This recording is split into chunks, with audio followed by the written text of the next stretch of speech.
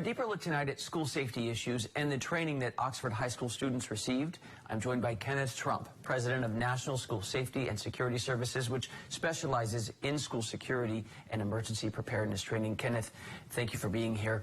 A.L.I.C.E, that's a new acronym to a lot of us, but apparently students at Oxford High School in Michigan have said this training saved our lives. And again, it stands for alert, lock down, inform, counter, and evacuate. Did it save lives? Well, we certainly know that the lockdown feature saves lives. Lockdowns are the gold standard, the best practice all the way back decades ago to the Columbine tragedy, at which point we really started focusing intensely on these types of drills. But there's some controversial parts, some things that we know that work and work well, and things that we do have some concerns and that there's some controversy around. Lockdowns are a best practice. The goal is simply to get students and staff away from harm's way. You do that by getting in secured rooms and locations. These incidents tend to unfold within minutes and before they end, and you're basically buying time so that the shooter can't get to you. And locking down in a secure location, by and large, has worked time and time again in these unfortunate incidents. I see. And the counterpart, the C in that, maybe you're not so much a fan of, because, for instance, I've gone through active shooter training myself in the workplace, and they've shown videos of this saying, look, if a gunman comes in and everybody's hiding on the floor, you're sitting ducks. If just even 3 people attack him together, you're going to overpower him. Why do you think that's not a good idea?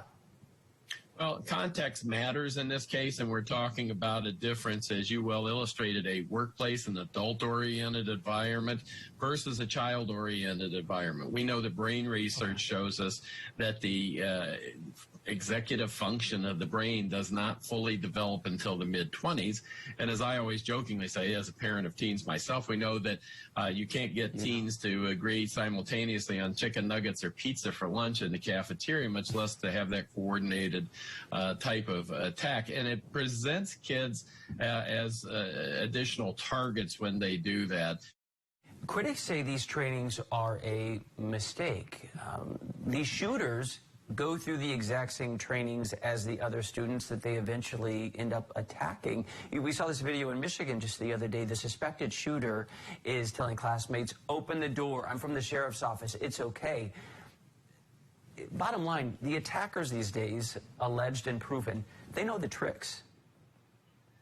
They do, if they are students, and in most cases they are either current students or former students, suspended, expelled, or somewhat fairly recently removed from that school environment, and most likely would know. The idea is that we are about risk reduction. Our goal would be risk elimination, but the reality is we are reducing risk. We'd hope that we could eliminate it.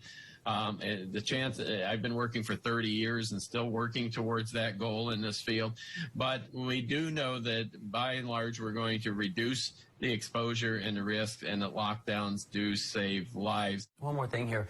A writer in the Atlantic magazine, it was in 2019, described some of the concerns.